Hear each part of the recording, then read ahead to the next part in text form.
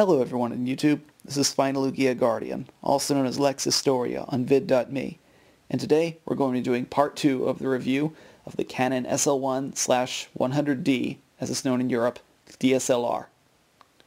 This is going to be the image quality portion of the review. In part 1 of this review, I did the specifications and how I use the camera, so if you want to hear about that, I'll link to that video in the description box below. But, as I mentioned before, this is going to focus on image quality, so let's start discussing that. We'll start with the stills, and I'll flash some of the stills that I took with this camera up on the screen so you can see what kind of images this camera takes. Now I should probably mention that for the purpose of this review, I am doing what the average person would do, and that is shooting fine, large JPEG, and that's all you're seeing in this slideshow, the large JPEGs straight out of the camera. As you can see, the color and contrast is fairly good, at least in my opinion, and the sharpness is good enough. When you put this kit lens on the camera, you're getting 9 perceptual megapixels worth of sharpness out of this thing's 18 megapixel sensor, and on a 1080p timeline, you're probably not able to tell the difference between this thing's images as far as sharpness goes and the images of a Canon 5D Mark IV or Nikon D3400 or D5500 or D5600 or Sony A7 or Sony A6500. At this resolution, you're probably not able to tell based on the sharpness which photo is which. But that's not what you came to hear me discuss. You didn't want to hear about those cameras. You want to hear about this camera. So let's get back on this camera. The color is also really good at this camera as well.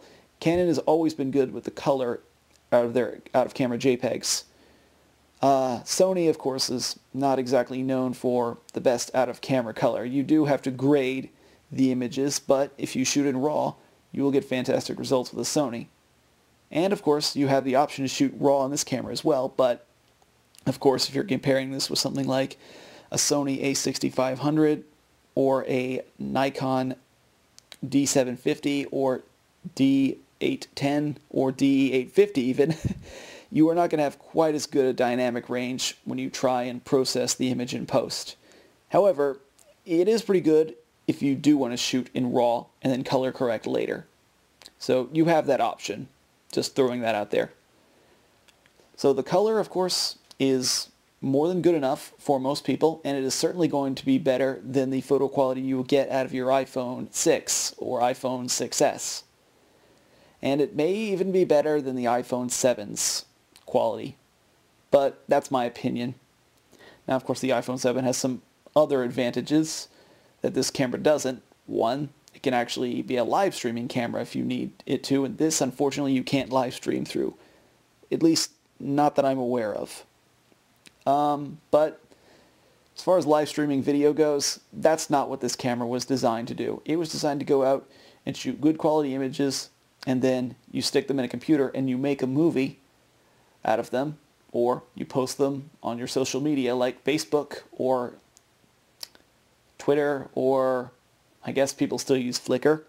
I don't have an account yet, but I might create one at some point. Who knows? But back on the review.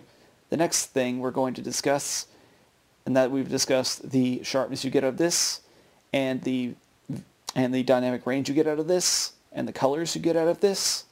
I think that pretty much will sum up the stills portion. So the next thing I think we should probably discuss is video. So this camera will shoot a maximum resolution of 1920 by 1080p.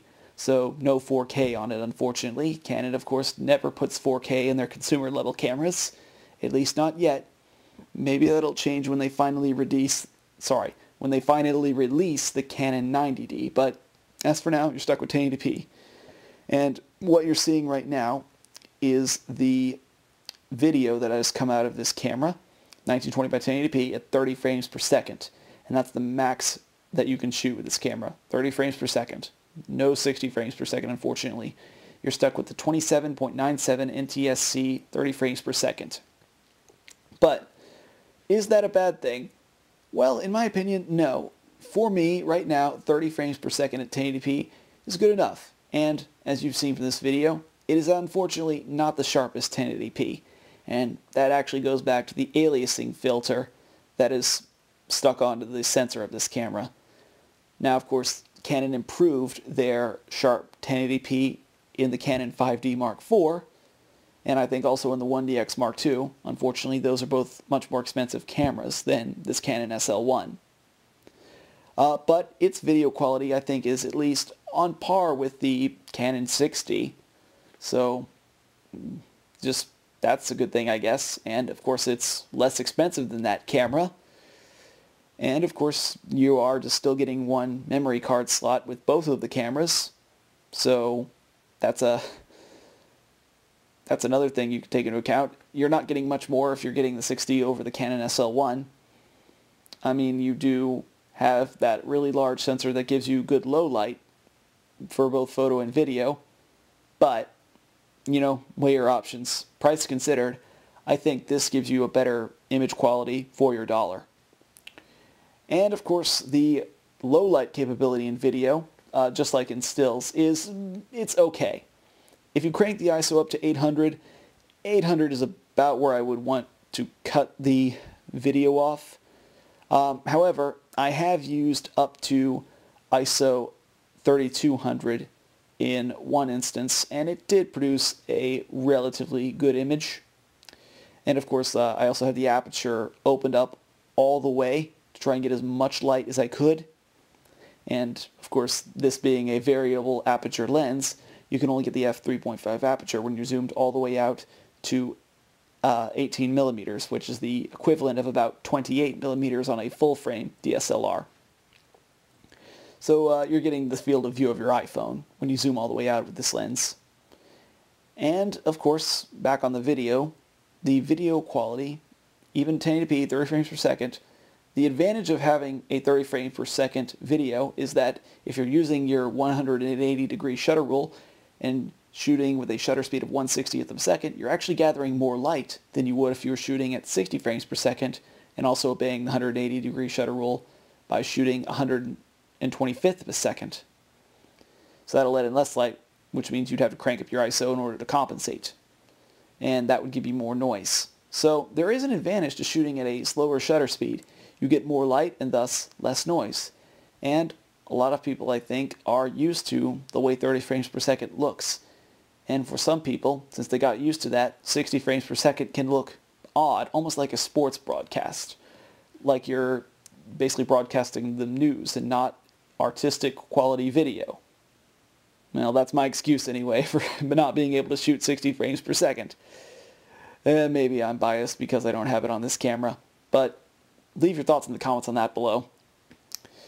So that will pretty much discuss the image qualities that comes out for video. Oh, one other thing I should probably mention.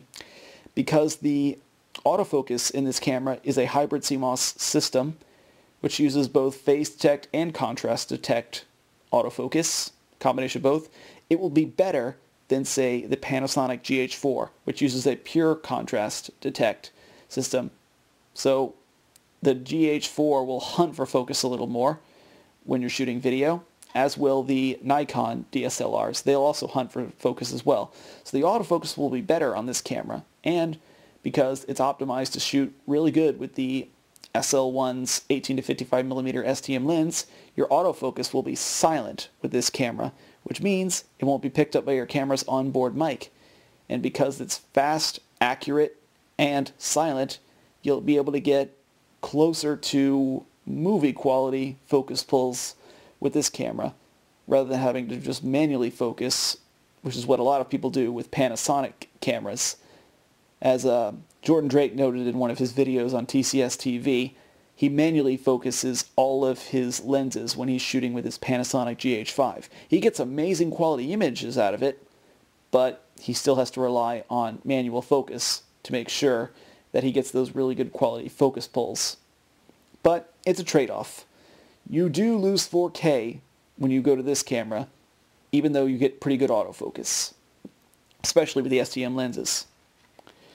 But if you're okay with that, your video quality is going to be some of the best and most high-quality 1080 you can get for this price point, with the option, of course, being able to shoot beautiful stills as well.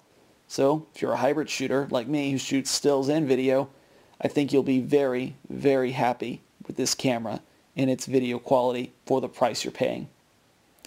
And that, I think, is where I should sum it up. Very good, very satisfied, good for the price you're paying. For the price you pay for this camera, you will get excellent stills and excellent video that still look good even today. Even though it's not the best, it will be more than good enough, and good enough to make you very, very happy. And that will pretty much conclude my review of the image quality of the Canon SL1 DSLR. So, thank you all for watching. And until next time, take care. Peace.